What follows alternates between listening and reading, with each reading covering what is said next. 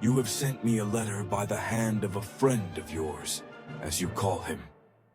And in the next sentence you warn me to avoid discussing your affairs freely with him, since you are not even in the habit of doing so yourself. In other words, you have described him as being a friend, and then denied this in one and the same letter.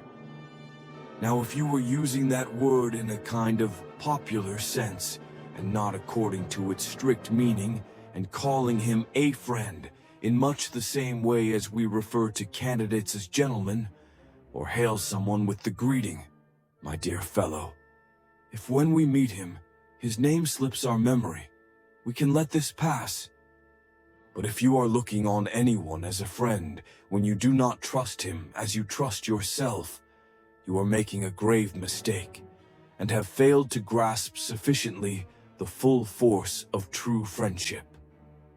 Certainly you should discuss everything with a friend, but before you do so, discuss in your mind the man himself. After friendship is formed, you must trust, but before that you must judge. Those people who, contrary to Theophrastus's advice, judge a man after they have made him their friend instead of the other way round, certainly put the cart before the horse. Think for a long time whether or not you should admit a given person to your friendship. But when you have decided to do so, welcome him heart and soul, and speak as unreservedly with him as you would with yourself. You should, I need hardly say, live in such a way that there is nothing which you could not as easily tell your enemy as keep to yourself. But seeing that certain matters do arise on which convention decrees silence, the things you should share with your friend are all your worries and deliberations. Regard him as loyal, and you will make him loyal. Some men's fear of being deceived has taught people to deceive them. By their suspiciousness, they give them the right to do the wrong thing by them. Why should I keep back anything when I'm with a friend? Why shouldn't I imagine I'm alone when I'm in his company? There are certain people who tell any person they meet things that should only be confided to friends, unburdening themselves of whatever is on their minds into any ear they please.